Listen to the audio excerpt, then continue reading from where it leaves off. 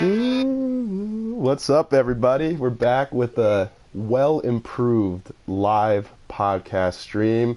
This is your host, Jay Solo19 on the board, otherwise known as Bunsen Cornelius Solomon III, otherwise known as the reigning LEM champ, otherwise known as Judd. I'm happy to bring it back with you guys. Happy to run through this week, look at the next week. I'm excited. And still doing this thing alone, so still accepting applications. It's a 3-part interview. Let me know if you're interested. Anyways, we got some people to introduce. Woo! Bring 'em out, bring 'em out, bring 'em out, bring 'em out. It's hard to yell when the barrel's in your mouth. Come on. Bring 'em out, bring 'em out. Hey. Bring 'em out, bring 'em out. What's up, Adam? The 2-time champ, 2014 and 2016. How you doing? I'm doing good, John. Happy to be here. I'm excited for the Fortnite stream podcast. I think it will help things out, and I'm happy to be here. It's a beautiful thing. I'll throw a dip in there. And to my other guest. Bring 'em out, bring 'em out, bring 'em out, bring 'em out. It's hard to yell when the barrel's in your mouth. Come on. Bring 'em out, bring 'em out. Hey. Bring 'em out, bring 'em out. What up, Ellis, the one-time Sacco? I forgot the year. I'm really sorry about that. Do you by any chance remember what year it was? It was the year that AP got suspended.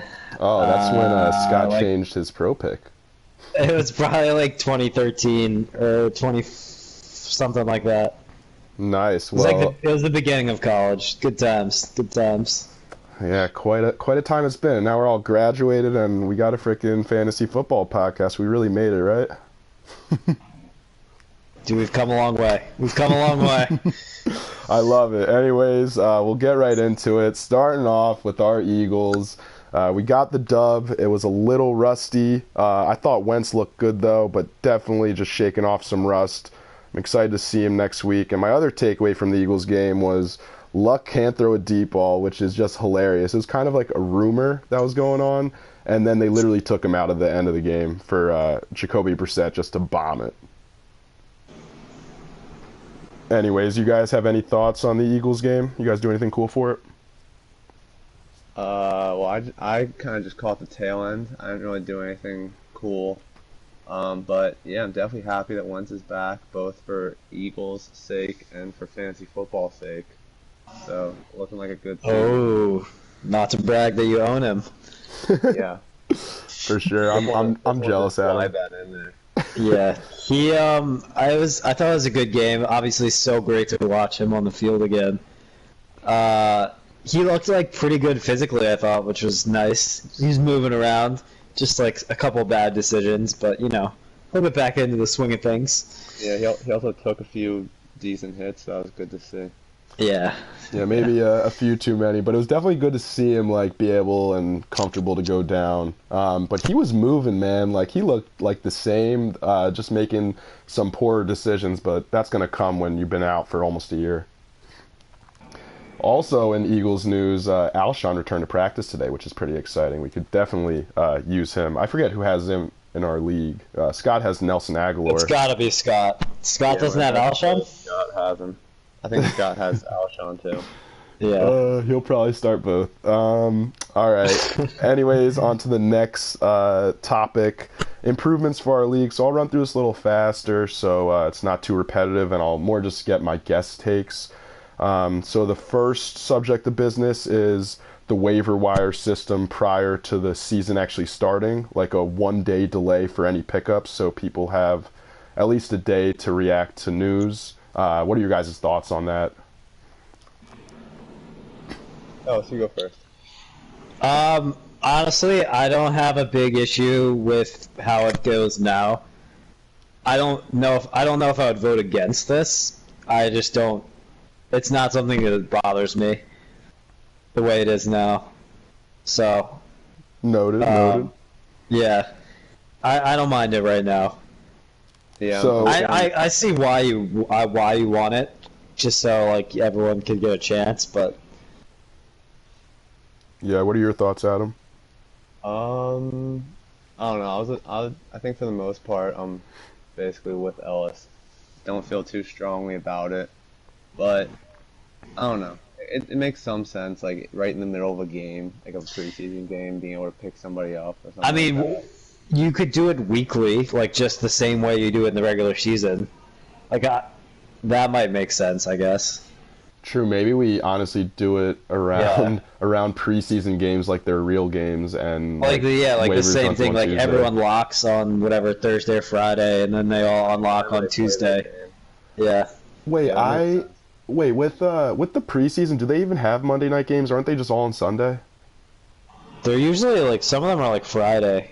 yeah, They're all over. But honestly, I'm not usually like picking that many people up on waivers. I guess if like when Geis got hurt. Yeah, it's but, more like, so for situations like that. Like Adam was able to pick up Yeah. AP. I picked up Keelan Cole right when Marquise, what's his name? Yeah. Marquise Lee got hurt. Just things Yeah. like that. But yeah, it might be tricky to pick the days, but I think it's something that we should think about. The next thing that I think we need to implement is the an even number of rounds in the draft, which I don't really know how we didn't realize this right away, but I think we need to add one possession. We're definitely not going to take one away. So the options that I see are either an extra bench spot, 2 QBs, or an extra flex or wide receiver position. I lean more on the side of QB or flex or wide receiver play just because it's more starting positions. Adam, what are your thoughts on that? Well, I guess I know you're saying we have an odd number of rounds, so it benefits the early picks more. But I don't know. I don't think it's like that dire. Like those late picks, it's just like drafting kickers, some flyers. Like you should have gotten who you want already. But I guess if I had to choose anything, I'd probably go bench spot for the 18th round because I feel like this is that league for everybody. This is my traditional important league. Don't want messing. Don't want any new things going on to mess with my mojo. Interesting. What are your thoughts, Alice? I'm kind of in the same spot. I definitely don't want to add a third flex or a third receiver. Bench spot would be my first choice. Like if it bothered people about the odd number of league rounds, I would just add a bench spot or something like that. I mean, maybe 2 QBs. I don't hate that idea, but I kind of like the starting lineups as they're constructed right now. Mm-hmm. Same. Even though I did draft 2 QBs. I was about to say, last week on the podcast, Hamad kind of agreed with me on the 2 QBs. Thought it would, I think he agreed with me. Thought it would create more strategy. But Mitchell, who also has 2 QBs, was kind of against it. It does definitely change it a little bit. I mean, right now QBs don't matter that much because pretty much everyone has a good one.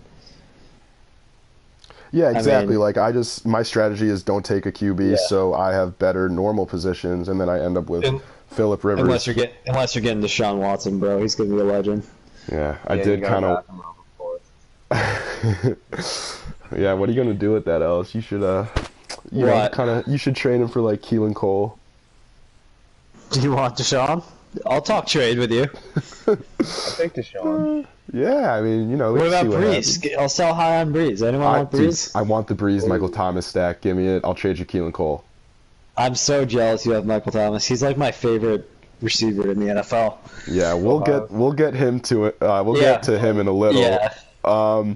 Anyways, the next line of business. So from our picks last week, we end up with your host, myself, with a 7. Oh, dude, Judd, don't skip the last. My bad. This is my favorite one. True. All right, the last main line of business for improvements in our league, sorry about that, thank you, Ellis, is the most points for payout structure, which we're thinking about implementing something each week. If we do this, it'll be a portion of that payment going out each week to the highest scorer, and the rest of it going to the overall highest score for the regular season. Now, in order to do this, we would need to raise buy-ins, I think, to $100, and that way we could put $135 to whoever scores the most points in the whole regular season, and $5 each week to the highest score of the week. This is a great way to keep people like Scott involved. You know, you always have a chance to score the most points, and I think it'll just be more fun, and I think everyone should be able to afford it. What are your thoughts on this, Ellis?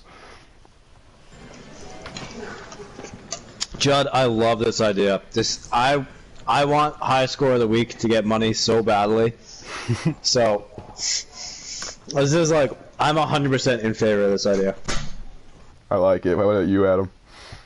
I feel like before the season, Mitchell and I were like two of the biggest proponents for this, without necessarily including the increasing the buy-in, because just like everything keeping proportional, but like scaling it down a little bit. So I think like we had like most points for would get like $60 and whatever. But yeah, I think it's a good way to keep things interesting. I think I had the top point score in the first week, so clearly I'm in favor of it. Yeah, my team's been like overly consistent. I've literally scored like 120 to 130 points each week, so far I'm just like kind of cruising along. What's up? 120, that's below average. Haven't you heard? No, 120 is slightly above average. I think it's more of like a 114. Dude, 120 gets you the win. Not always. I had a loss with, I think, 121 to Andrew. Oh, God. Yeah, it was tough, but I do love this idea.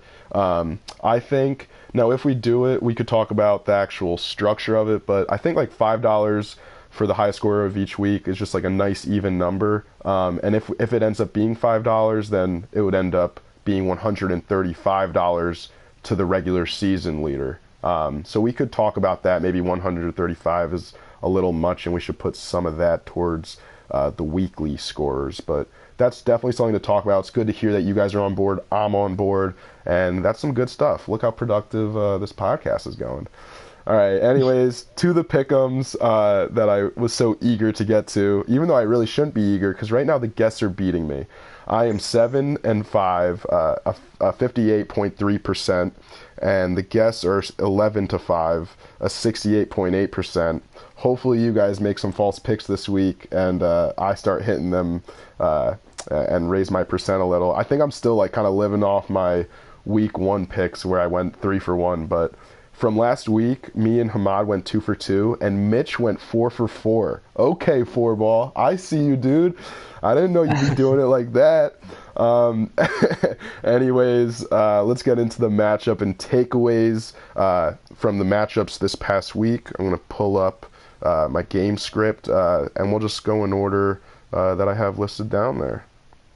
All right. Sorry, guys. It's loading my ESPN app. Anyways, the first game was myself versus Billy. I took the win, 126 to 105. My thoughts on this game were I started Jimmy Garoppolo the only week that he is going to be startable for the season, I guess. So I guess I made a good call there, even though Rivers had a solid game with 17. And, yeah, I'm really glad I got this win. Really, Kirk Cousins and Stephon Diggs wetting the bed against the Bills. Just the craziest thing ever is really what got me the win. If they both did well, Billy might have beaten me. What are your guys' thoughts, Ellis? Yeah, I mean, you kind of said it. Minnesota just crushed Billy. That's pretty much it. I mean, T.Y. Hilton against the Eagles, like that's not, that's a pretty bad matchup for him. He had no one have a good game, really. I mean, Kareem had 16, and Marshawn had 16, but those were the high scores. You're not going to win when that's going on. Yeah, and I'm sorry to interject. I was going to throw it to you, Adam, but O.J. Howard, I just picked up this week. I think I'm going to start him for like the rest of the season. I mean, I feel like he kind of stepped a tier and leveled up. So I'm pretty happy with that pickup. Anyways, Adam, you got any thoughts on this game? Yeah. Well, I guess besides what was already covered, I guess for Billy's sake, one positive looking forward. I know that he's he's on that Chris Carson train, who had a good game and looks like he's the lead back moving forward. God damn So it. that's good for him. And then question for you, Judd. How do you feel about AB about AB putting up 14? Like, is it like, are you happy? Is it not enough? I want to see how you're feeling with that. I mean, it's Antonio Brown. He's been the best wide receiver in the league for the past 5 years. Obviously, I expect a little bit more. It was good to see him get in the end zone. He looks great. He looks like AB. Let's be honest, though. Not to parade on Adams or on Allen's team being good, because we know he loves doing that. But Juju is for real, man, and he's taken some away from AB. It does scare me a little, but I'm still confident that Antonio Brown will be able to get his still. I still think just a huge game is going to come up where, Antonio Brown has, 100 plus yards, 2 touchdowns, and Not this week, though. and he'll get into his groove. It'll probably come this week. Let's be honest, Shave. Dude, Hyde's going to have like 2 points this week. I'll save that for our previous. I don't know about that, dude. Baker. All right. Next matchup from last week was Mitch versus Allen. Mitch took the win, 129 to 117. I'll quickly. I don't know. I'll dish it to you, Adam. What are your thoughts on this matchup? Thanks, man. Well, Mitchell got some good production out of his top guys, besides Amari, who's been having a pretty bad season so far. Good spot start out of Gio Bernard. Good job by Mitchell picking him up. Allen's team.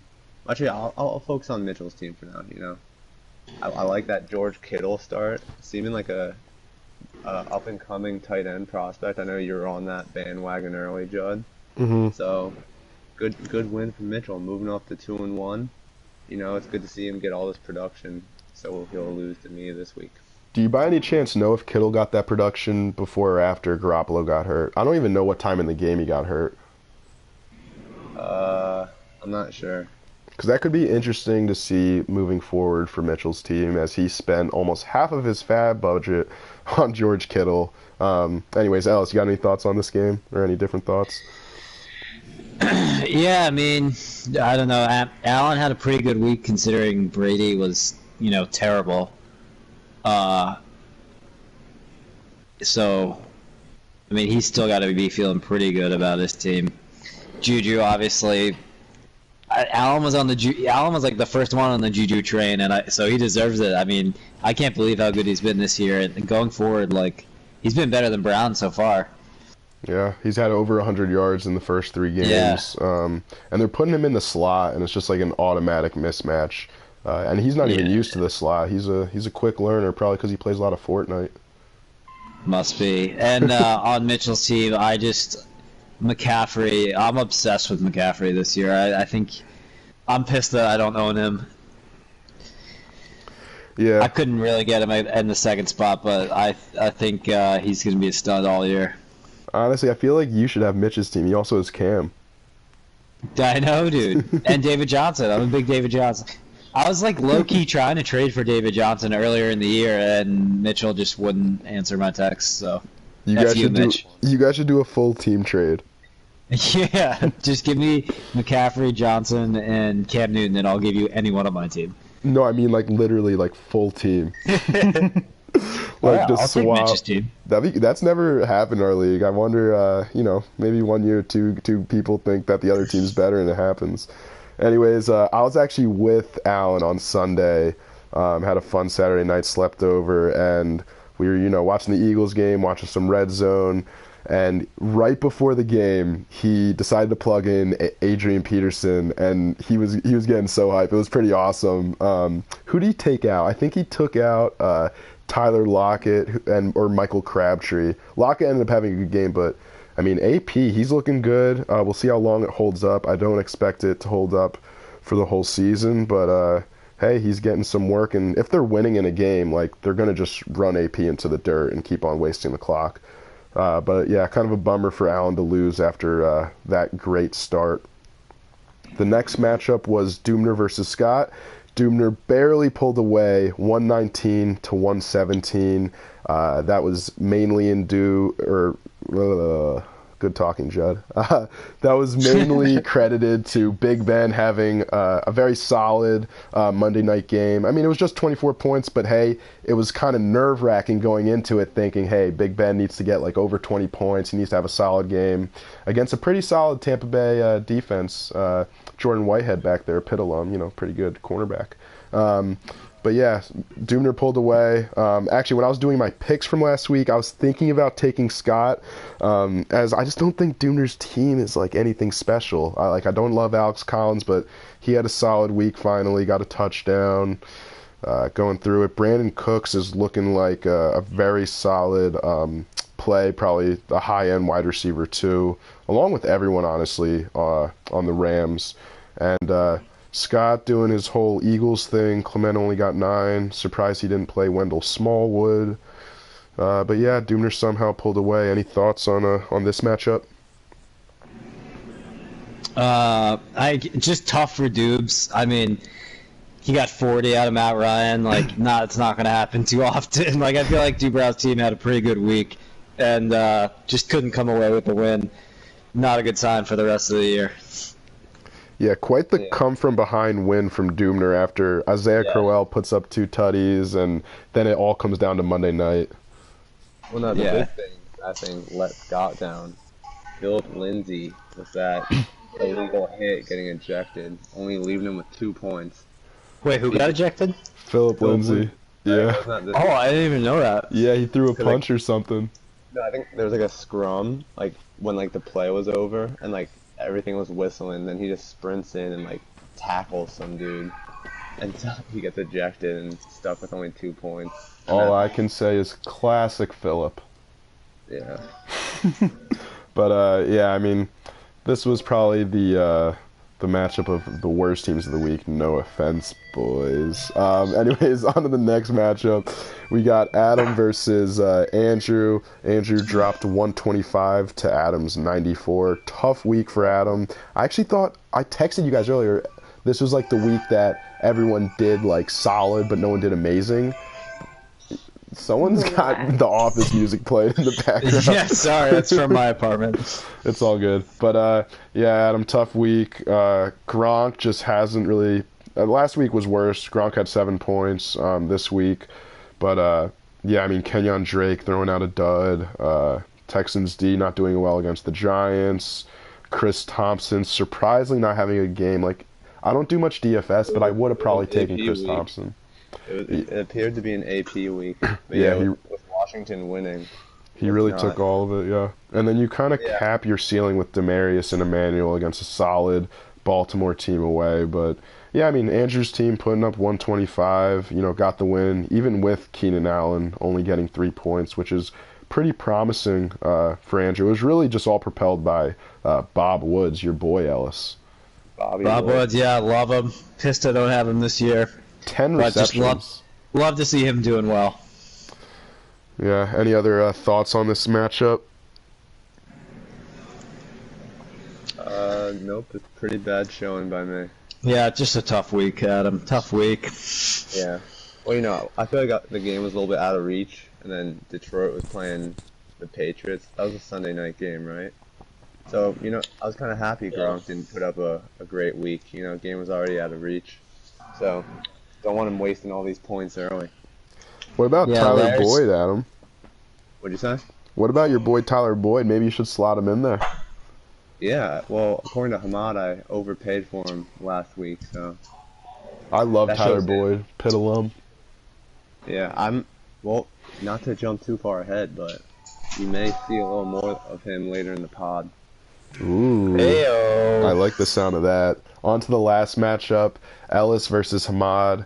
Ellis took the L, 114 to 127. Hamad's team continues to produce. Ellis, what are your main takeaways from this matchup? A little disappointing. I don't know. I felt like I was having a decent week.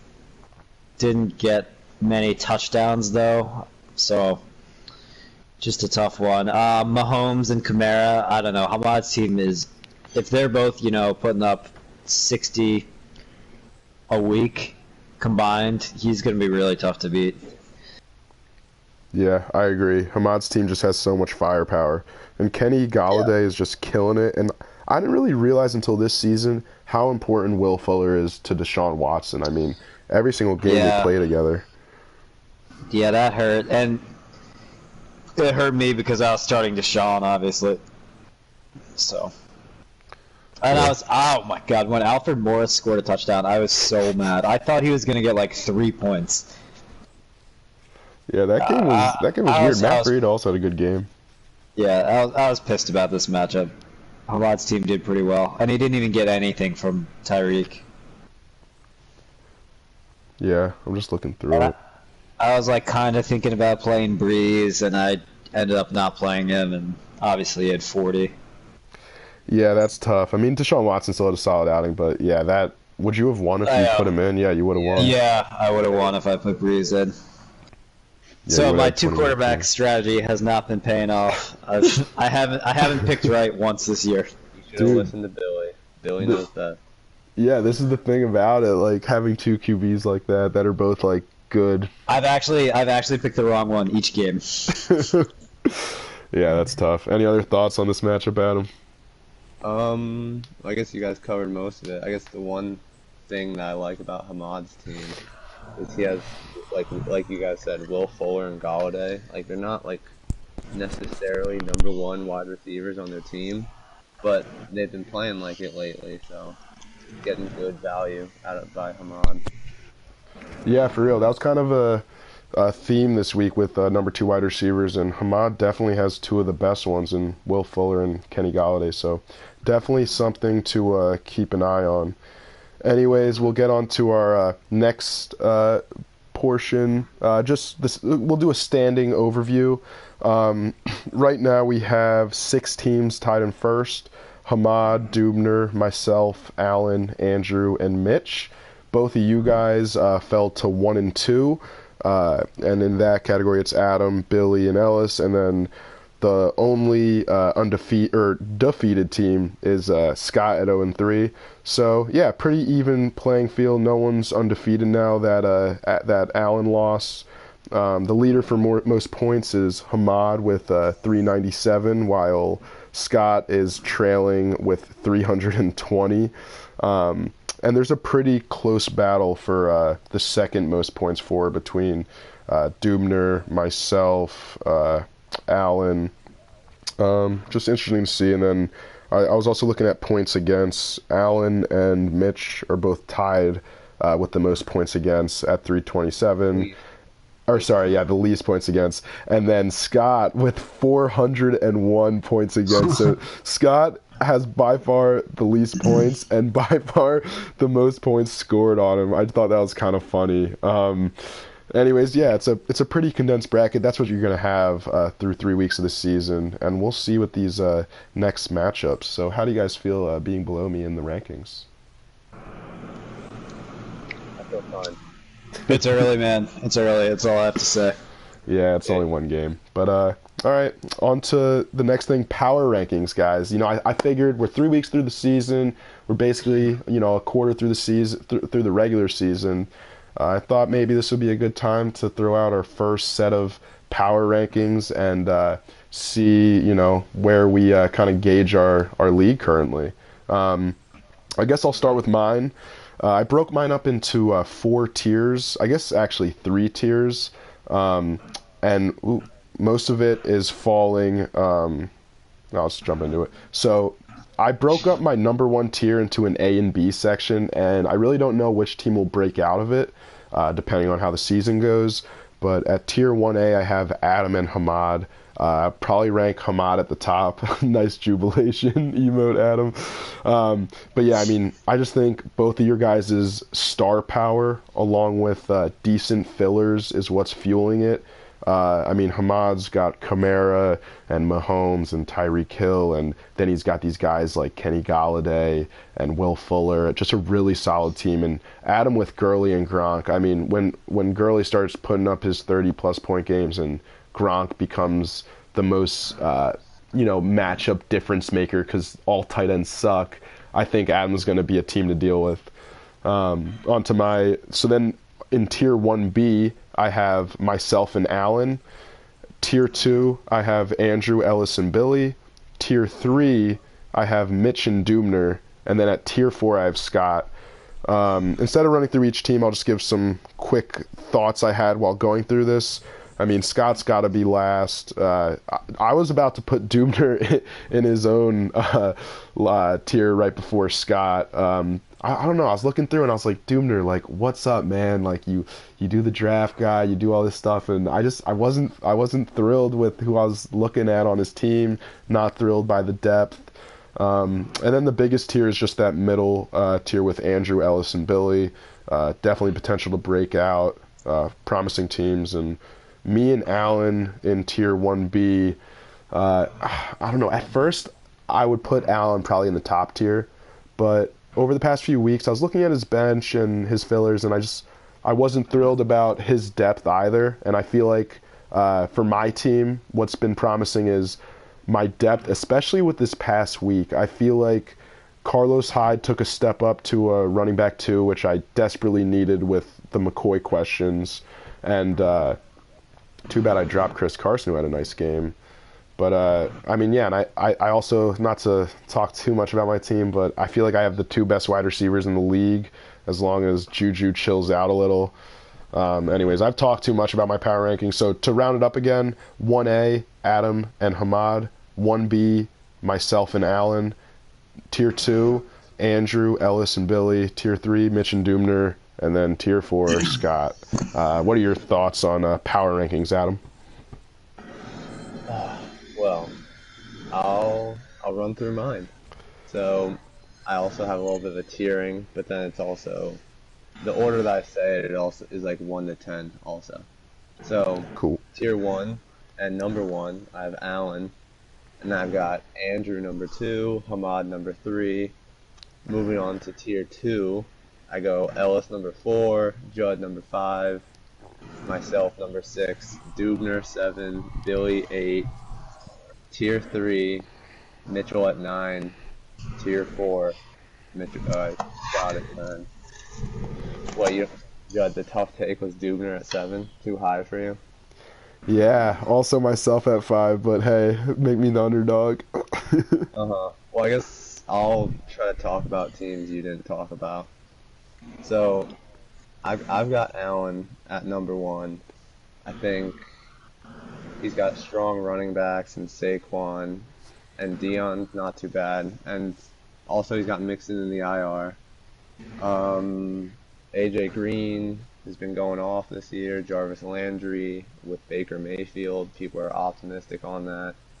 He's got the number 1 wide receiver on Pittsburgh as of now in Juju Smith-Schuster. Get out of here. He's been spot starting AP pretty well. So it seems like every other game AP is going to go off. And so I'm feeling high on Allen's team. Mm-hmm. And then I am a little bit of a fan of Dubner's team relative to you guys. I think Melvin Gordon, Leonard Fournette, love them. Love Adam Thielen. Ben Roethlisberger's been going off this year without Le'Veon. They've been chucking it, at least these last 2 games. Yeah, Brandon Cooks is solid. Marvin Jones, every once in a while, he's been doing well so far. Getting those touchdowns. And yeah, I think besides that, the general structure of my power ranking is pretty similar to yours. So let's see what else has to say. Yeah, looking through mine, I mean, they're kind of similar to Judd's. I have Hamad as my number 1 team. I guess I think I'm the only one who has that. I just think Hamad's team is an absolute wagon. Good for I think I'm him, on the same train. possibly going from last to first, at least for the regular season. Love to see my fellow Sackos doing well. Then I have Allen at 2, Judd at 3, Andrew at 4. Those are all, sort of the same group. I think all those teams are pretty good. Andrew's team, special shout out to Andrew's team. Another fellow Sacco. I think it's looking pretty good, especially if Keenan Allen can pick it up. He's been kind of disappointing, but I'm a huge Keenan guy. I put myself as 5. I'm pretty optimistic about the rest of my year. You know, if once I get Doug Baldwin and Mark Ingram back, you know, if they're both healthy, that's 2 guys that, like, I think are probably top 10 at their position, and I'm just plugging them into my lineup, so. Yeah, definitely a second half team for you, Ellis. Yeah, I just gotta make sure I'm not too bad. You know when Baldwin's supposed to get He's back? questionable this week. And you'll plug him in if he is going? Yeah. Anytime he plays, I'll plug him in. Gotcha. But I think probably next week. So hopefully next week I'll have Baldwin and Ingram. And then at the bottom, Scott, sorry buddy, number 10. I have Adam at 6, Billy at 7, Mitch at 8, Dubner at 9. Not buying into the draft guide team. That's about it. Oh god, Hamad got so mad at Dubner with all what was it? It might have been the first week of the podcast, and Hamad was like, "Tell Dubner that he was wrong on Tyreek Hill. He's not Tyfluke Hill, and Dubner's wrong." And hey, maybe Hamad was up to something, because right now Dubner's team has a slight trend of not gaining the respect that he probably thinks his team deserves. We got to have him on the podcast soon to get his thoughts. I'm sure he disagrees with the rankings, but Hamad, I'm on your side, man. All right, yeah. He's got the second most points. I think he'd be pissed at hearing us. He does have the second most points, and he's 2-1. Yeah. He's in second place. But it's so early in the season. I mean, any one of those 2-1 teams or 1-2 teams could end up, getting up into that top tier. So anybody besides one team in particular. Literally everyone besides actually 2 teams, Dubner and Scott. Yeah, Dubner's probably. I put myself as 5th in my own rankings, even though I only have 340 points. So. Yeah, I feel that. All right, on to the notables from this past week, just to kind of do a rewind of it. There are no real high scorers in our league. I felt like everyone's pretty even. No really low scores either. Even Scott had a decent week, except for you, Adam. Sorry with that 94 points. And then Get it out of the way all in one time. Yeah, right. Yeah, you're a heat up for playoff type of team. Yeah, I don't want people knowing that strategy too much. I'm trying to follow that strategy with Baldwin and Ingram. True. Well, no, Ellis. Yeah, I was gonna say.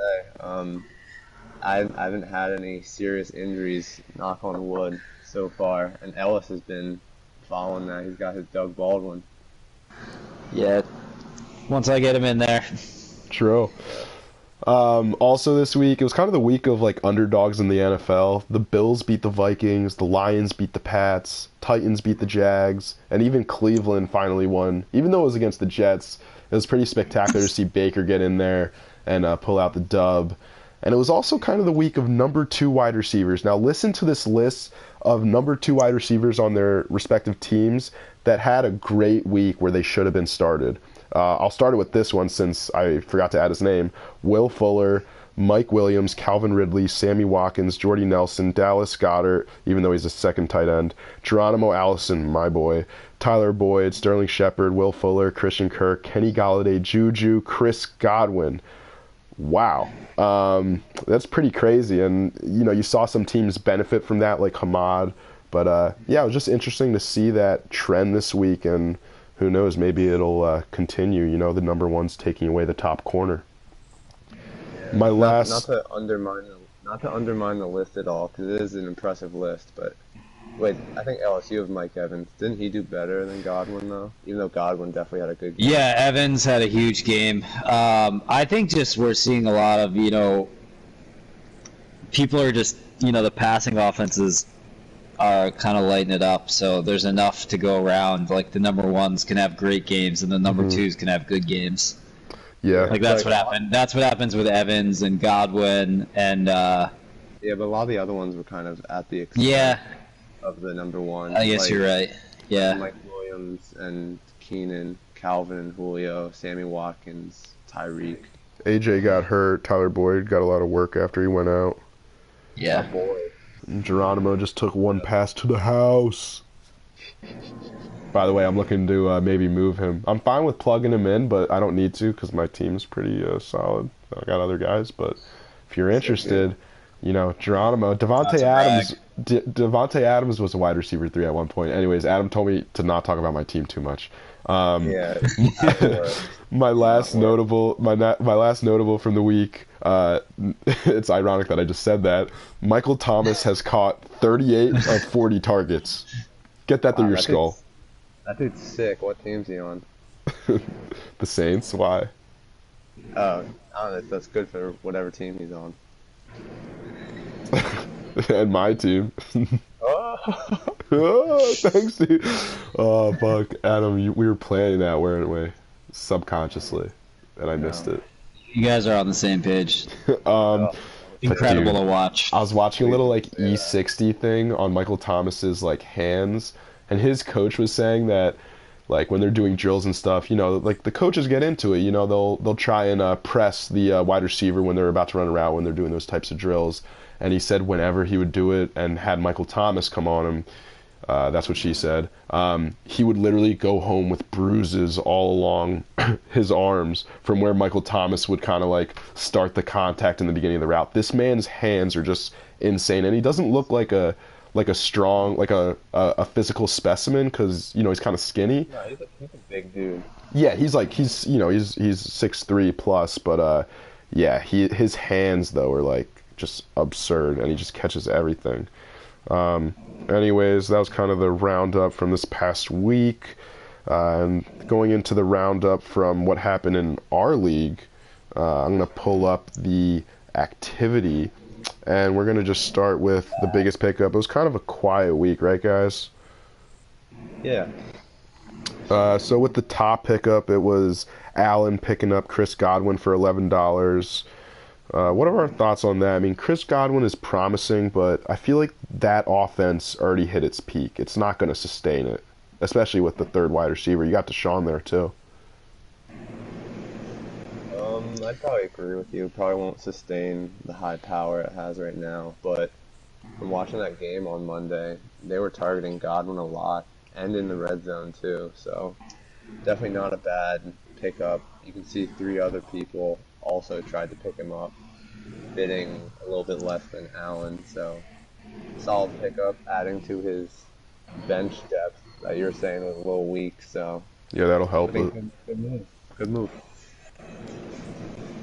Yeah, and honestly, Chris Godwin might have taken the second wide receiver spot on that team over Deshaun just because he's more of a possession guy. Deshaun's just like, you know, looking for the deep ball. But we'll see. Also, O.J. Howard, I mean, I love the play on Monday Night Football where O.J. Howard went in, did a quick block, and then he was open for that dump off, made it a 15-yard gain. You know, that's the type of stuff that he can do. He's just such a freak. Remember, against the Eagles, he caught a ball and like literally Darby just like jumped out of the way, and O.J. Howard had like a 60-yard touchdown. Yeah, that was pretty bad. Not to talk about my team again, I got to stop doing that. The next pickup was me. I picked up Sterling Shepard for $8. My main reasoning for this pickup was that I don't know LaShawn McCoy's status, and I'm going to start Lamar Miller and Carlos Hyde, so that's pushing McCoy into my flex spot. So if I'm not feeling the McCoy start, I think I'm going to play Sterling this week and maybe next week too, because the tight end, Evan Ingram, he's ruled out with an MCL sprain. So I kind of like Sterling, and you know, maybe he blossoms and gains more trust in the offense and they utilize him more. That's kind of what I'm hoping for. We'll see what happens. I think he could be a good spot start this week and maybe end up with 70 yards and a touchdown. Any thoughts on my pickup? Yeah, I mean, decent pickup. Yeah. You bid the same as Dubner, so kind of funny that you got him. Yeah, one of the reasons not to have a hot start. You don't want to be losing these bids. Off the tiebreaker. How is it determined? Is it by waiver priority? If you bid the same amount, I think it's by priority, right? Yeah, because like I said, Dubner's the second most points, so he's ranked higher than you. So it gives you the priority. So you gotta stay calculated. God damn it, Adam. With the emote. But I was just thinking, like, does the waiver priority pull from like the previous week if you were to use your priority? I don't think so. No. It probably should. It shouldn't just be off of points for, but that's interesting. Well, it's mainly off of Fab, you know. Yeah, I mean, we got to add decimals to Fab apparently. Okay. Don't do that. Put that on the consideration for next week. I want to see what other people have to say. Dude, I would never spend all my Fab because if someone else did, I could just bid like if I had like 50 cents left, I could just keep on bidding 1 cent to get them over. Let's push it through then. More tactics. That's what everybody wants apparently.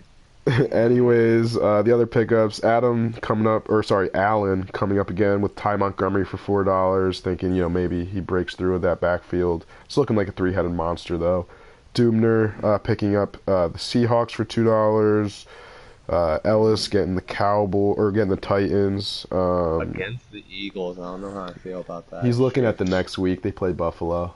That's what they all Oh, say. yeah. I got the Chargers this week against San Francisco and CJ Beathard, so I was just looking at next week. Good. I'm glad to hear that. Feel that. And then Don't worry, dude. Don't worry. Allen coming up again on this week on the waiver wire, taking Dallas Goedert. I kind of like that. Sorry, Adam, I cut you off a little. What'd you say? Well, no, I'm looking at the free auction report, so I thought you were gonna go with Ellis picking up a kicker, but I guess that doesn't matter. I've been switching kickers like every week. I did skip that. Yeah, we'll see how Lamba does, bro. You feeling good about that kicker? Yeah, dude. This is the one. You're scared that San Fran's offense is gonna suck with Beathard? Yes, exactly why I dropped him. I picked up Dan Bailey thinking like, oh my god, he's on Minnesota. What a high-powered offense. He drops 0 points last week. Yeah. Yeah, we'll see. Should I even play him on Thursday night? I gotta play him. I like having like a Thursday night guy. I get to chill and watch him. Yeah, I got no one on Thursday this week. I'm kind of bummed. I got Yeah. Todd. Ooh. Oh. Haley? No, my dad. Oh, God. Todd. Anyways, let's jump into the matchups for this week, boys. Sorry, I had some sound drops for these segments, but let's just get into it. Just way into the pod right now. I love it. In the first matchup I want to cover, it's me versus your boy Ellis. I'm projected 115. Ellis projected 109. We'll see how it goes, man. Good luck. But you're probably gonna get slapped. I got Carlos Hyde looking good. Michael Thomas, Antonio Brown on Sunday night against Baltimore. That should be a fun game to watch. Been loving Cooper Kupp. And I got to think about that last flex spot with either LaShawn McCoy or Sterling Shepard. Ellis, you want to talk about your lineup? Yeah, I'm feeling pretty good. I think we're going to have a good matchup, man. I'm a little scared of Michael Thomas. That's it.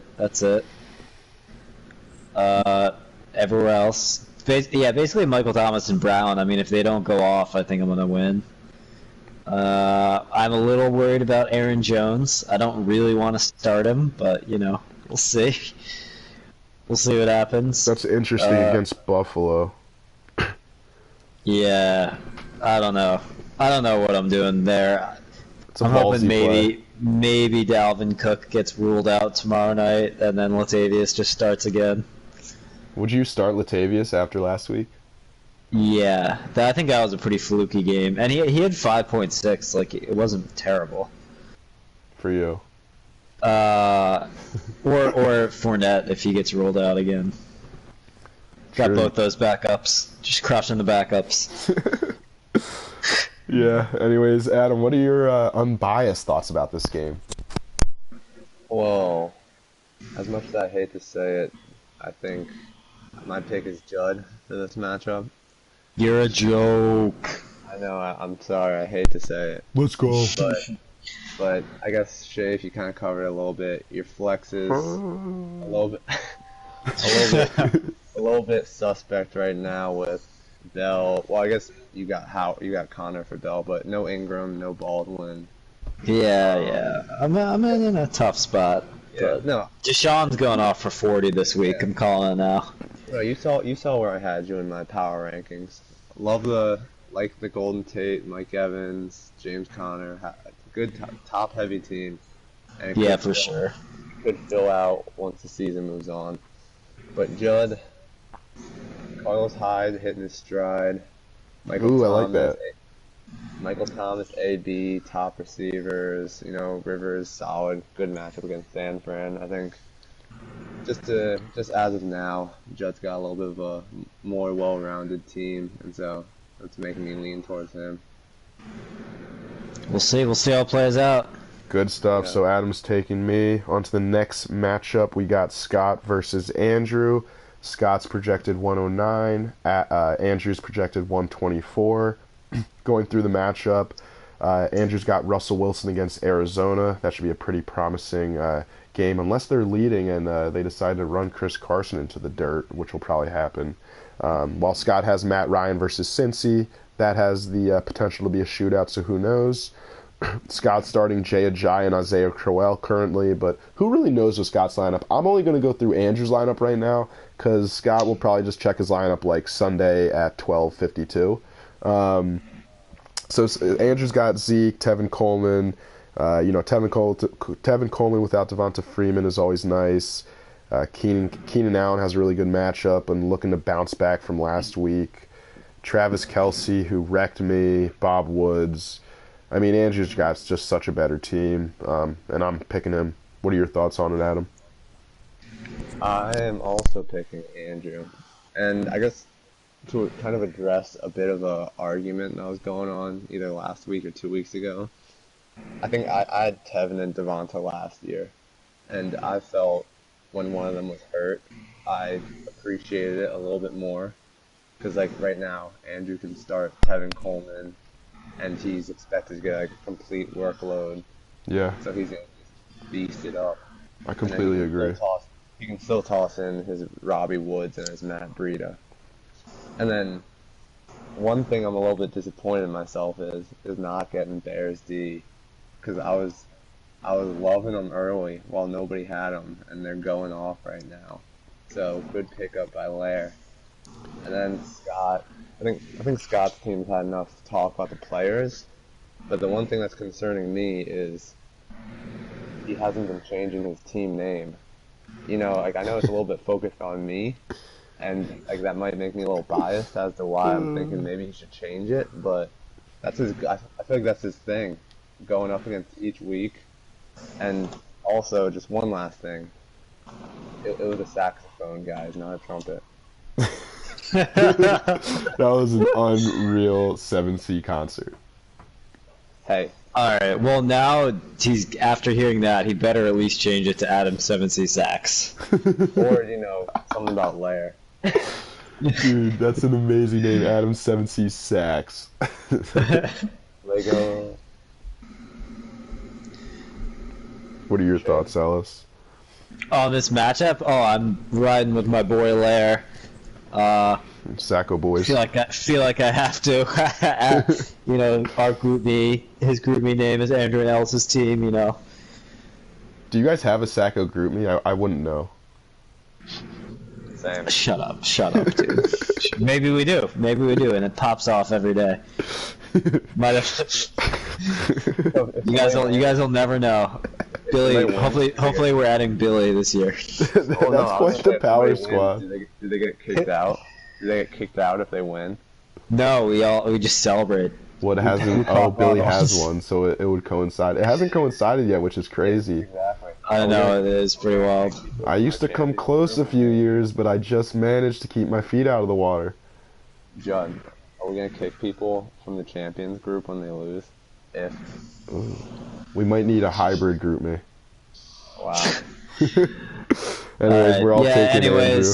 Yeah, I'm taking Andrew for most of the reasons that were already said. Only chance Scott has is if D-Hop and Julio just like go bonkers. Zach Ertz with one. I mean, that's the only time Scott's ever going to win is if Hopkins or Jones have like 40. Or if the Eagles And- just have a very productive game. And if he changes his team name. All right, he's going to change it to Adam 7C Sacks. On to the next matchup. It's Allen versus Hamad. Allen is projected 118. Hamad is projected 113. This is the matchup of the week. Two of the best teams in the league going at it. Pat Mahomes, Tom Brady, Alvin Kamara, Saquon Barkley, Dalvin Cook, Deion Lewis. Don't really like those two, but I mean, they got good guys all around. Tyreek Hill to A.J. Green, Will Fuller to Jarvis Landry. At flex, Hamad's got Kenny Galladay and Calvin Ridley. Starting Calvin Ridley currently after his big week last week. Classic Hamad, and I am calling for a Calvin Ridley dud.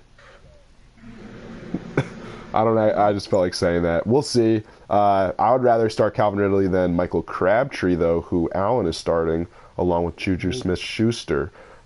This should be a close matchup.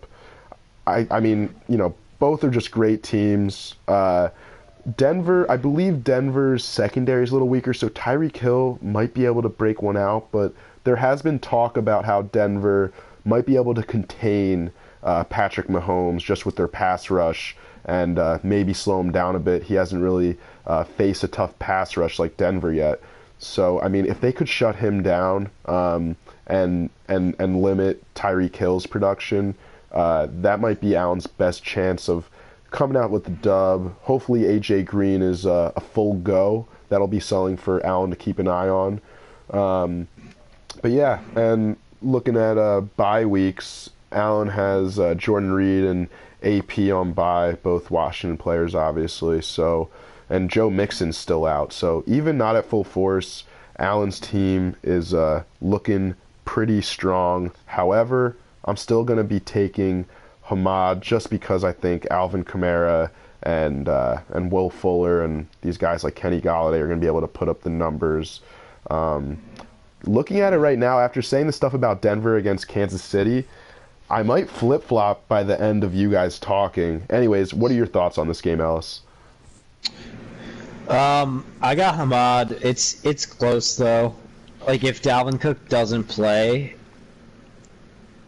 I guess it looks like he's almost definitely going to play, but if he doesn't play, I would probably change. But I think I have Hamad just because of the, I don't know, it's just hard to pick against him with his Hamad doesn't really have firepower. anyone good to plug in for him either, like Deshaun Jackson, I guess, or Alfred Morris. Yeah, but I'm mostly just looking at Mahomes, Kamara, Cook, Fuller, and Hill. Like, I Yeah. think one of those guys is going to have a huge game. Probably a couple of them. And then I just think, you know, Deion Lewis against the Eagles, I think he's not going to have a good game. Brady, I kind of think that he's not going to have a good game either. I'm not high on him the rest of the year. The Pats fall off starts. Yeah. And then, Praying. I don't know, I think maybe Crabtree doesn't have a great game. It's tough that Peterson's on a bye. Yeah, for sure. What But are your yeah, thoughts on it? two good teams. Close one. Yeah, this will be the matchup of the week for sure. Sorry, Adam, what are your thoughts on it? Well, first, do you usually say projections? I don't think we've been doing that this week. I don't know. I guess I do it. Sorry. It doesn't to really. go off topic. It doesn't really mean anything. It would be interesting if we pick game. I was actually thinking about this last night. What if we pick games like Allen's -5? Like I think most of us would just take that because we think it's going to be a close game, and usually it's not accurate. But Or you could like toss in like how the guests are picking, how you're picking, and then like how ESPN projections are picking. I don't know. Maybe just for something else. yeah, I'll throw it into my software servers at work, crunch some numbers, send it over in a spreadsheet to Andrew, who'll manipulate it for you, Adam. We'll plug it into some OEM departments, and we'll see where it goes. Anyways, what are your thoughts? Sounds good. Well, my initial thoughts was going with Hamad for this game, but I think I'm gonna convert and go Allen. Actually, Ooh, little switcheroo, eh? yeah. I was initially thinking, you know, Alvin Kamara last week without Ingram could be a blow-up game in a good spot. He's got Will Fuller with a good matchup against Indianapolis, but the parts that are making me hesitate a little bit are I know it's not like a huge deal, but you guys know how I love my defenses. Vikings D going against the Rams, it's a pretty tough matchup in LA. Calvin Ridley, like you're saying, Judd, he might have a big regression game and go back to what he was doing. Ahmad's bench is looking a little thin, and Dalvin Cook looks a little banged up. So, like, I don't know, just making me a little hesitant to stick with Ahmad. And then to Allen's side, I know AJ Green's a little banged up, but if he's playing healthy against that injured Atlanta secondary, that could truly be a blow-up game for him. In a pretty high-scoring game, possibly in the Dome at Atlanta. He's got Jags D against Sam Darnold. You know I love me some Jags D. Could be another high-scoring game at Pittsburgh with Baltimore, so helping out Michael Crabtree. I know Ellis was a little low on him, but And Juju. yeah, Juju too. Just because they've been. I'm high on John Brown, so I think John Brown's getting all those yards. Dude, I'm mad I Come on. dropped John Brown. He's honestly just doing it right now. I know. I'm pretty pumped to start him this week. Flacco competing here. with Lamar. I think he's got enough to sling it around to two guys. So, in summary, I think I'm gonna go with Allen. Sorry for the mix-up, Judd. No, it's wow. fine. It's better content. I actually already changed it for you, but I'm Thanks, also tilting a little right now. I kind of want to believe in the narrative that Denver is not going to be able to stop Pat Mahomes and that whole offense, and that'll really impact Hamad. But I don't think it's going to happen. I'm going to take Hamad just because Alvin Kamara, Patrick Mahomes, Tyreek Hill, Will Fuller, and Kenny Golladay against Dallas. I mean, actually, Dallas has been kind of good against QBs and wide receivers, surprisingly. But I think Hamad's star power is going to be enough, and I should have taken Alvin Kamara instead of Antonio Brown, and I'm pissed. On to the next matchup. We got Adam versus Mitchell. Adam is projected 114. Mitchell's projected 106, 7.5 margin. He's starting our boy Carson Wentz, love it, along with Todd Gurley, Kenyon Drake, hoping he bounces back. Devontae Adams versus Buffalo. It'll probably be all first half production. I mean, Buffalo's away at Green Bay, at Lambeau. I mean, Green Bay should just go off, and then they'll probably just run it out for the whole second half. So we'll see how that pans out. He's starting the Denver wide receiver stack against a very exposable Kansas City secondary. Sorry, I should have let you talk about your team. I just couldn't help but to run into it because I really do like your team. I like to talk about it. Rob Gronkowski's there. You're starting Tyler Boyd right now. I love it. Did you just switch? Oh no, we were looking at last week. I mentioned Tyler Boyd. Yeah. But yeah, with Chris Thompson on bye, I mean your team's looking solid, and I won't go any deeper. I mean Mitch's team is solid, but I think your team is head and shoulders better. You want to talk about it, Adam? Well, yeah, I was looking forward to talking about my team. Yeah, sorry about that. I couldn't help it. No, it's okay. But yeah, as I mentioned before with Allen's team, I think Cincy could expose a depleted Atlanta secondary. So I'm liking that Tyler Boyd spot start with Chris Thompson on bye. I'm thinking Gronk could have a bounce back week. Devontae Adams, my consistency, getting a touchdown every week so far. My Denver wide receivers going up against KC, in which would be a high-scoring matchup. And I'd probably say my biggest concern right now is Kenyon Drake's lack of touches, and it's just something that's confusing me. And I'm hoping if I keep plugging him, my trust and my faith will bring him back up to that RB2 tier. Yeah, hopefully he doesn't fall off the face of the earth like Derrick Henry. He was still getting 18 touches. He just runs into walls. Yeah, hopefully it's not much better against the Eagles. Yeah, I agree. I hope Derrick Henry doesn't do anything, of course. Somebody want to roll through Mitch's team? Yeah, I'll roll through it really quick. I mean, he's got Aaron Rodgers against Buffalo, great matchup. But if they blow them out in the first half, it might be limited to just like 30 points. David Johnson. You mean Buffalo blowing out Green Bay, right? Yeah, apparently how the NFL is going right now. Then we got David Johnson home against Seattle. He should be able to get some production. who it's really a mystery about the whole Arizona offense with Josh Rosen behind center. So, I mean, it is a rookie signal caller. So we'll see how that pans out. He's playing Do you think Gio Rosen again. will help him out? Sorry to interrupt. No, it's fine. We'll see. I feel like Josh Rosen's a smart guy, and he realizes that David Johnson's by far the best talent on that team. So he's going to give him the ball. That's kind of my that's kind of the story I put behind Josh Rosen and David Johnson. But so I feel like it'll help him in short. But we'll see. Yeah, no, they'll try to simplify the offense and give him a bunch of dink passes too, probably. Yeah, and I feel like, rookie guys like to check down a lot. They don't want to risk too much. So, I mean, we'll see. But he's also kind of a ballsy guy, doesn't really give a shit. So maybe he just wants to bomb it all the time and doesn't want to check it down. David Johnson should be getting 10 catches a game. Anyways, Giovanni Bernard against Atlanta without Joe Mixon. That's a solid start. Amari Cooper, Sammy Watkins. I don't really like either of them. I mean, Sammy Watkins is actually looking pretty good right now, so we'll see how he does in that, but I hate Amari against a pretty good Cleveland defense. Still starting George Kittle, probably not going to be good. Quincy Enunwa, Jordy Nelson. Jordy is not going to have another week like that. It's going to be sporadic. I didn't even realize he has Amari and Jordy. That's probably the worst stack to have in the league because they're both so unpredictable. There might be one week both of them have no points and it's just all Jared Cook, and then he's too much into his double receiver game. Yeah, for sure. Whose receivers are better, Denver or Oakland? And is that the turning point of this matchup?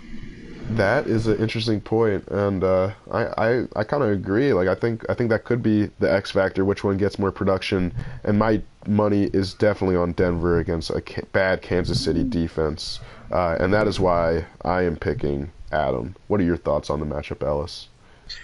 I'll go pretty quick. I'm also picking Adam. Love Gurley, obviously. Beast. Great year to have the first pick. And then just the matchups, Kansas City, the Denver receivers against Kansas City, and Boyd against Atlanta. I think all three of those guys might, or at least 2 out of 3 are going to go off. And Mitch having McCaffrey and Cam on a bye is not great. So I'm picking Adam. Yeah. Yeah, tough bye week for Mitch. Good thing he has 2 QBs though, right? Yeah, but still missing McCaffrey is that's probably why he's starting Jordy Nelson. Or Nunwa. I don't know who you would bench there, but one of those two guys. Who knows? Maybe Josh Gordon's... I actually saw an update today. Josh Gordon's learning the playbook. He understands the playbook. So good news for Josh Gordon. Maybe he ends up playing this week, and maybe Mitch slides him in there. If I was Mitch, not to give him advice, but I think I would probably play Josh Gordon if he was playing, just because of the upside. And that's what I think Mitch needs to beat Adam. He needs a huge game from someone, and maybe it'll come there. Anyways, on to the... so we both took Adam. Adam obviously can't vote on himself. On to the last matchup. It's Billy versus Doomner.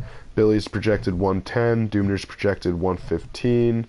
I'll quickly run through the matchup. Doomner's got Big Ben, who's on a roll, home against Baltimore Sunday night. Prime time. Should be a dope game.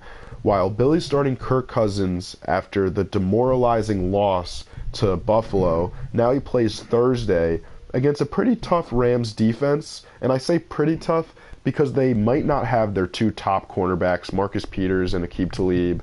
Marcus Peters is questionable. Honestly, that's going to be a pretty big impact if he ends up not playing. I would definitely play Kirk, but if he's playing, I mean, I'm always scared of the Rams defense. They're probably the 3rd best defense behind the Eagles and the Jags, or maybe they're tied with the Eagles, or maybe even better, but we'll see. So that'll be interesting to see Thursday night. Doomner's got Melvin Gordon, Leonard Fournette's healthy. I'd much rather have those running backs than Kareem Hunt, who Pat Mahomes, his check down is 50 yards downfield. It's ridiculous. So, I mean, maybe against a Denver defense, they'll try and do more dump offs, but we'll see. Marshawn Lynch, not too promising, but he's getting some work. At wide receiver for Billy, he has Odell and Stephon Diggs, while Doomner has Adam Thielen and Brandon Cooks. who's going to get the work on Thursday, Adam Thielen or Stephon Diggs? I think this game might come down to Thursday night. Trey Burton and Kyle Rudolph started for Billy and Dubner respectively at tight end. And Billy's playing T.Y. Hilton against Houston. That should be a pretty good matchup. I think T.Y. Hilton's a solid play, along with Chris Carson against Arizona. We'll see. We'll see. I am praying that Chris Carson isn't good because I just dropped him and I feel like an idiot, kind of. Not that I think he's going to be anything special. I never really want to start him, but it's always bad when you drop someone and they get 17 points. And then Dubner starting Marvin Jones and Alex Collins. Pretty solid. And, you know, Dubner's not playing guys like Kerryon Johnson, obviously not playing Jamal Williams. Billy's got Sony Michel, Chris Hogan. Sony Michel could be a plug-in for Billy if he really wanted to. I might play Sony Michel over Chris Carson just because Rex Burkhead just got put on the IR, so... I mean, it could be a Sony Michel breakout game. Who knows? And Kerryon Johnson for Dubner. I really like Kerryon. I'll probably be talking to Dubner about a potential trade, but he doesn't really have anyone to start him over. You got to play Alex Collins. Anyways, I'm taking Dubner in this matchup, although I think it'll be close, and I think it's going to come down to Thursday night, Rams versus Minnesota. What are your guys' thoughts? Why don't you go ahead, Ellis? Yeah, I also think it's going to be pretty close. I am going to pick Billy, actually. I just think, I don't know, for some reason I think Kirk's going to bounce back with a good game. I think that's going to be pretty high scoring. Even though they're both good defenses, I think they're both also pretty good offenses. Mm-hmm. And for some reason, I just feel like Odell's going to have like 35 points.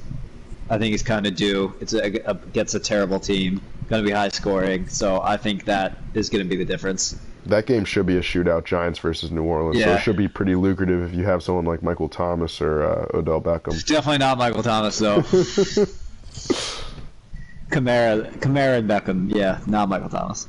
All right, Ellis taking Billy. What are your thoughts on it, Adam? I'm gonna go Dubner.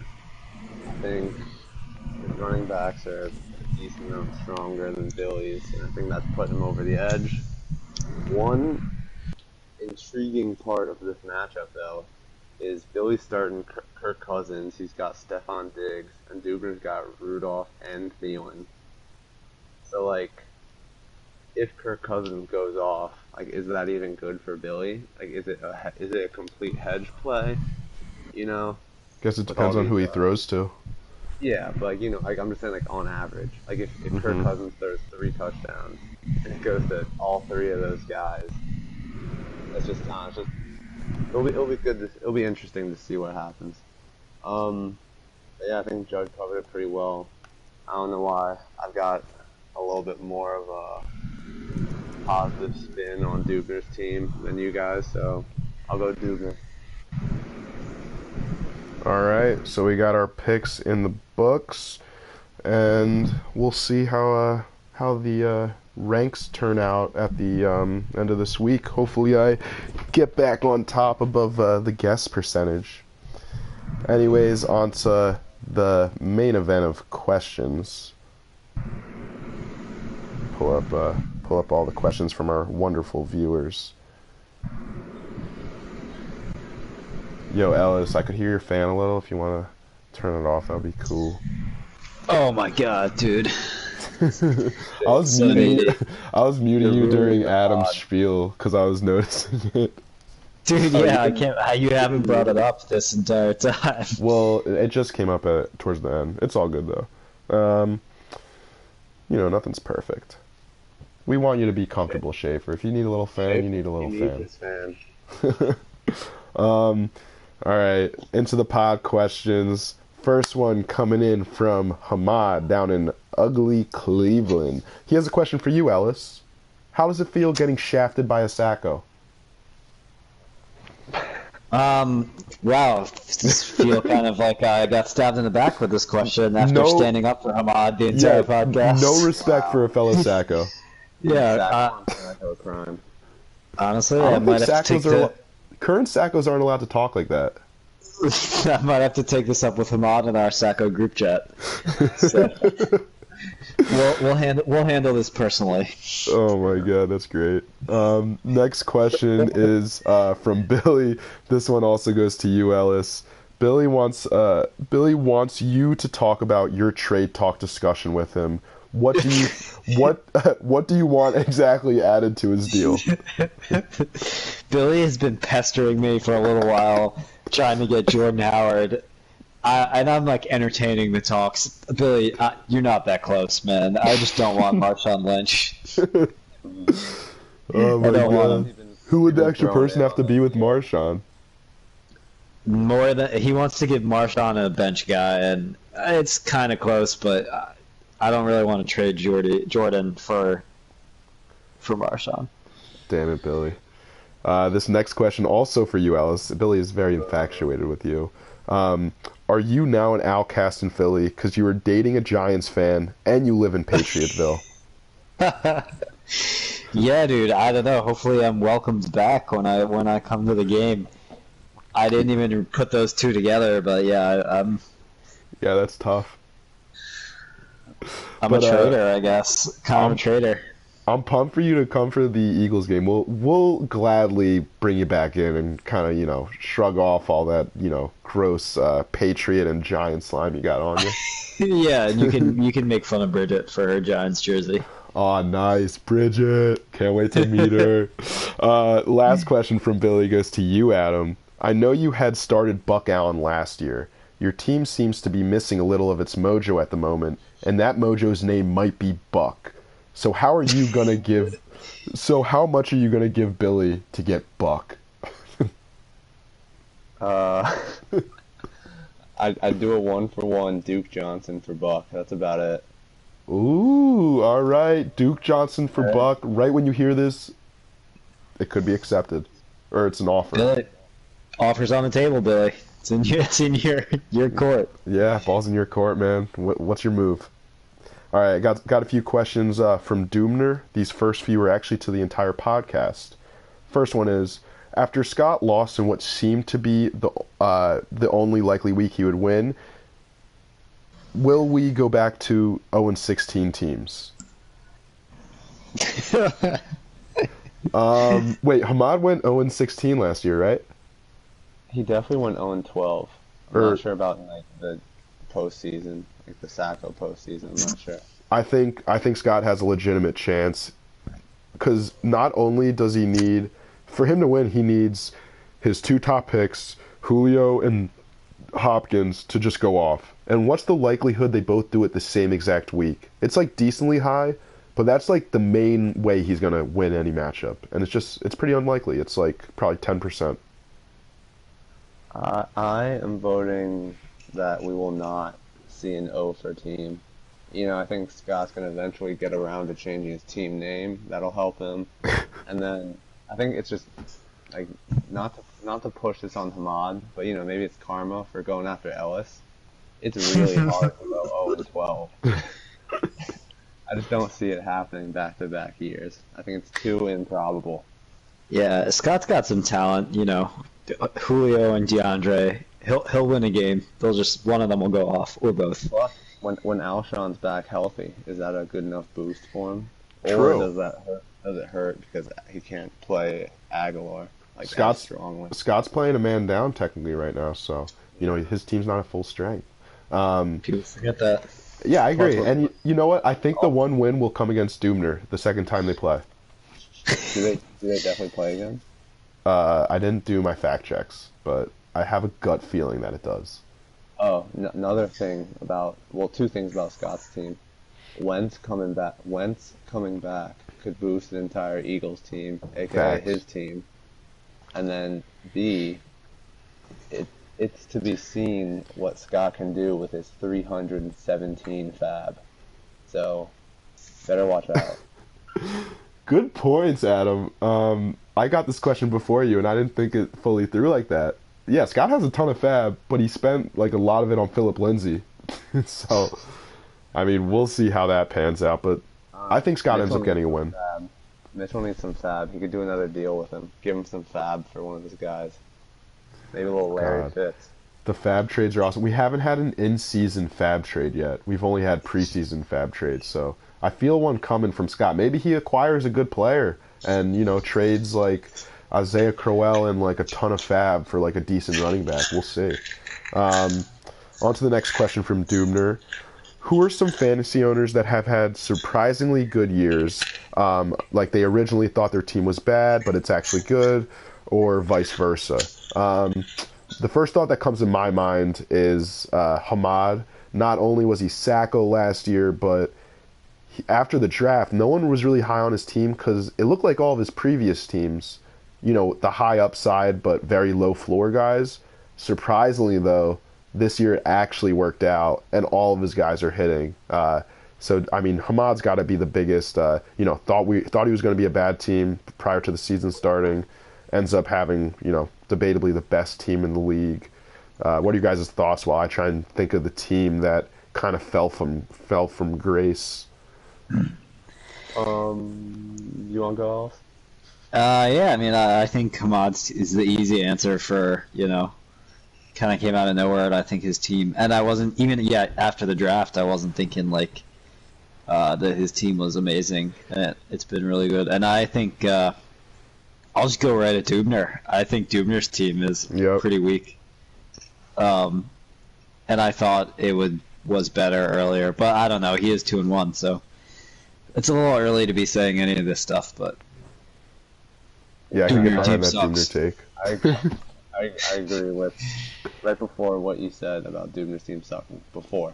I think a team that could be maybe a little underperforming, but not necessarily due to people playing bad, is LSU team. You got Doug Baldwin hurt. I guess like going out of the draft, Le'Veon Bell, we didn't foresee him completely holding out, and then And then I haven't even been that mad about it though, because I just I don't feel as good about Connor, but it's still like an RB1. Yeah, he's still the number 4 running back right now. Yeah. But I just remember coming out of the draft, I liked your team a lot. Deshaun Watson had a bad week 1. Like you're saying, it's pretty early to judge this holistically. And then I don't know. It could just be that we're feeling the effect of Mark Ingram not being back yet too. So few things not going your way, and you're 9th, but like it's pretty close, so not a huge deal. I did like that Mark Ingram pick during the draft. I really wanted him. If Ellis let him go one more spot, I was eating him up.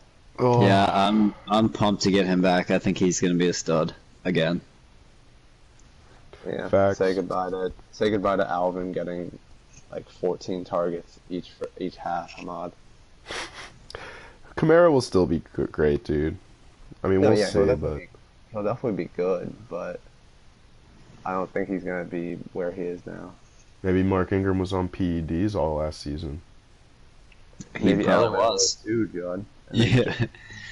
All right. Where was I? Oh, we're still on Doomer's questions. That was a good discussion. All right, next question from Doomer to the podcast. What player is under or overperforming the most, and you still have no explanation for why it's exactly happening? Kenny Galladay, like, I guess just the talent came out, but like I really didn't think Kenny Galladay would be like a really solid player. I think he's a wide receiver too. I mean, did you guys see the catch he had that didn't count because his like foot, he like stepped out of bounds prior to it, but he like literally fell just like parallel to the ground without moving his feet and reeled in the ball. So that's someone who comes to my mind who is overperforming what we originally thought. I mean, there are a billion players in the league. James Conner, even though I kind of always thought if Le'Veon sat out or was hurt that whoever the backup is in Pittsburgh has always had success. So I guess that's more expected. What are your guys' thoughts on that? Could I hit the obvious of Fitzmagic? Obviously.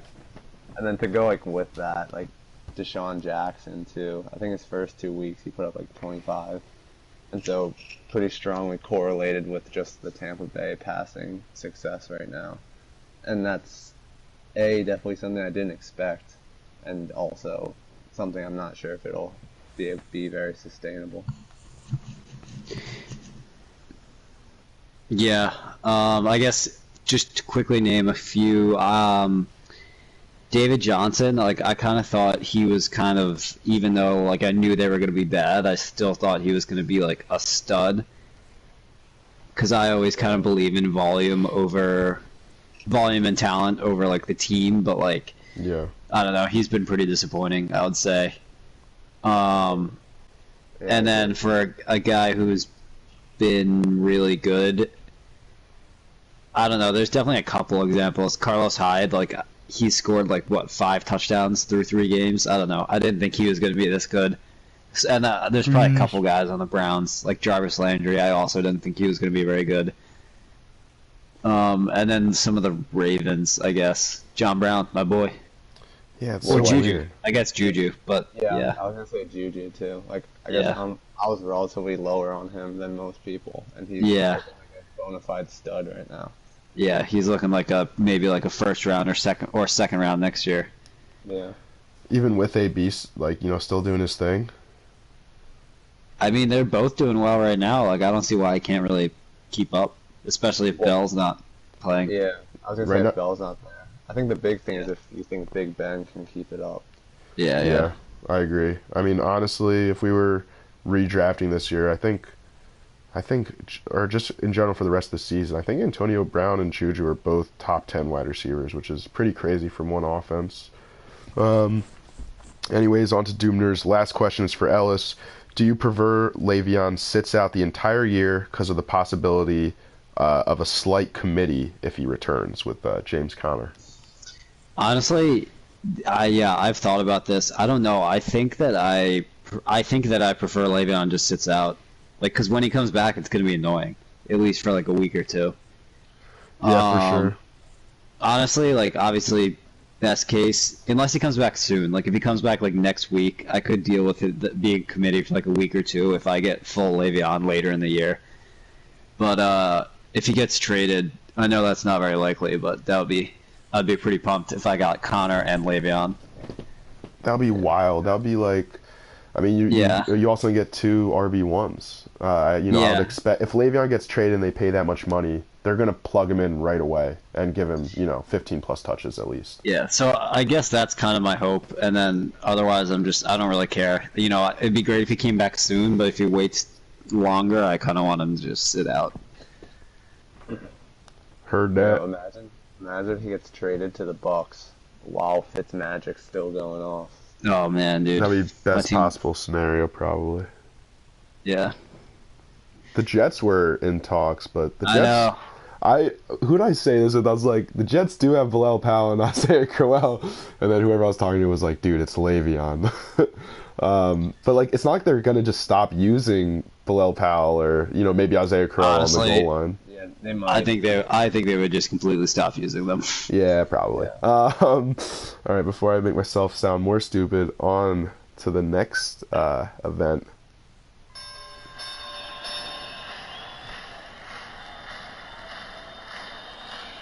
Ladies and gentlemen, welcome to the main event.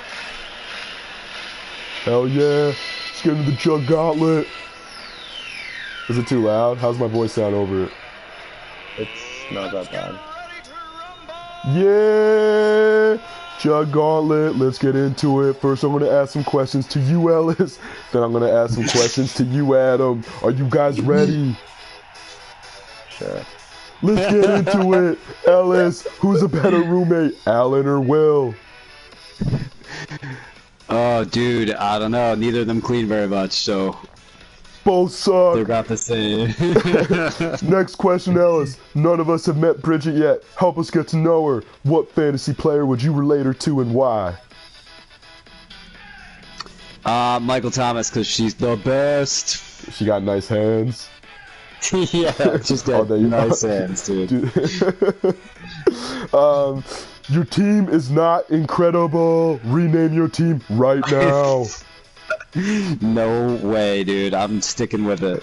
I have an idea. Mediocrity. I'm Next done, one. dude. I'm out of here.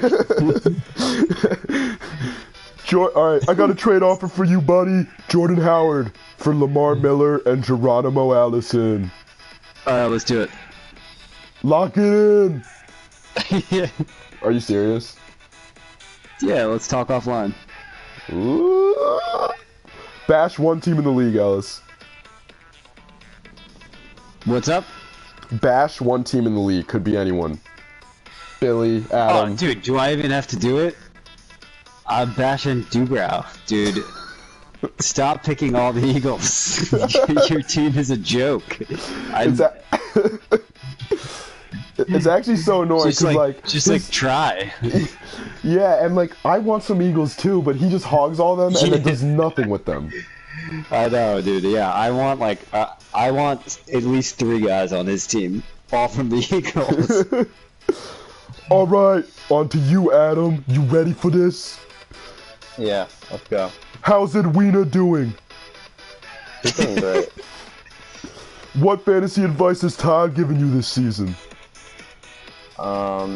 Bid for your guys in the auction. Don't worry about overspending. Get your guys. In what auction do you speak of? The waiver? Yeah, the waiver. My bad. Ooh, alright. I'm gonna bleep that part out for just me and Chase. Write that down. Adam, I think your team is really good, so why do you have a losing record? I played against Lair. Lair's pretty nice. He blew me up. Also, Allen. Allen's got a good team too. Do you like your Demarius and Emmanuel combo? A lot. Yeah, Really? I don't. I know. Tyler Boyd for Sterling Shepard and Keelan Cole. No, Why? because I know how much you like Tyler Boyd. Dude, he's a Pitt alum. You better give him to me. Also, James Conner. How are your other fantasy teams doing, Adam? They're doing pretty good. No one really cares, so I don't know why you told us. What makes Christine Way Christine Way? Strong personality. Just great girl all around. Good shit, boys. We made it through the Chud Gauntlet. That was awesome. Yeah, Judd, I was not ready for that.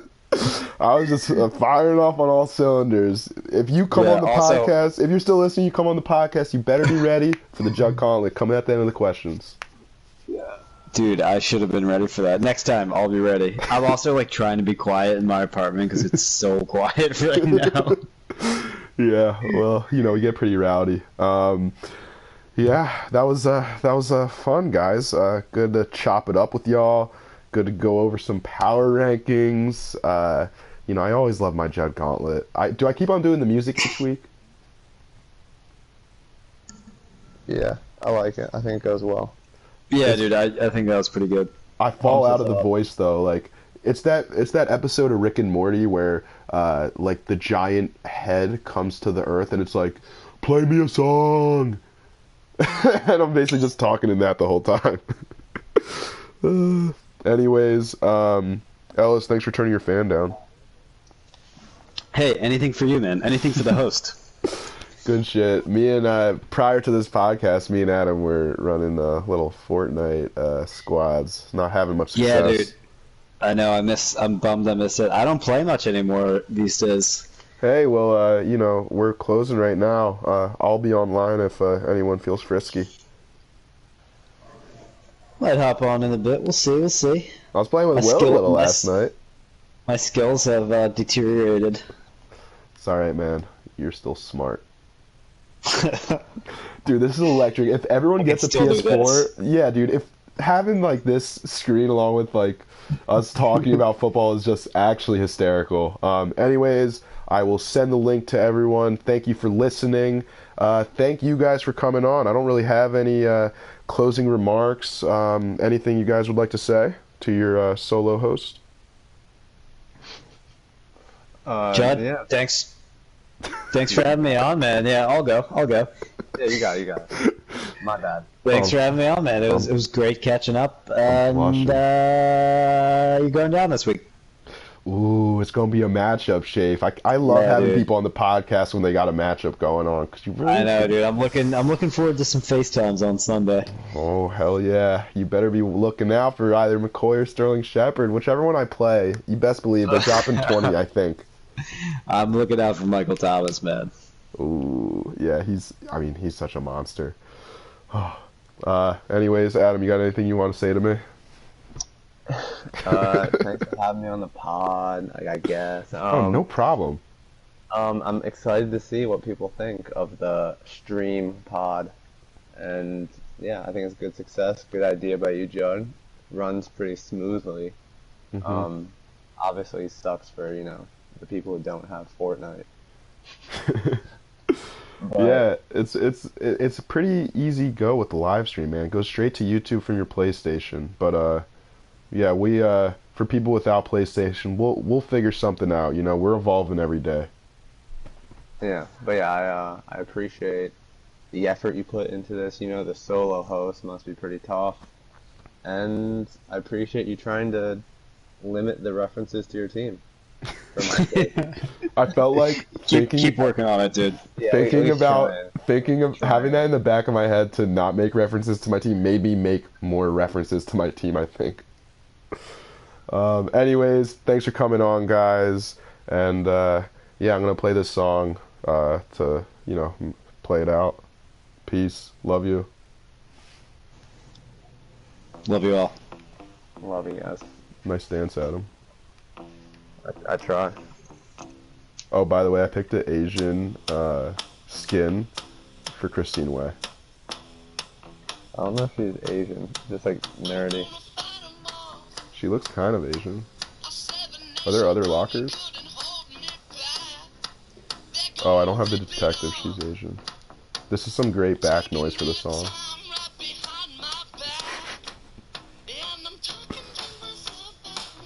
That's your team, Adam. This is my team. My team. Damn it.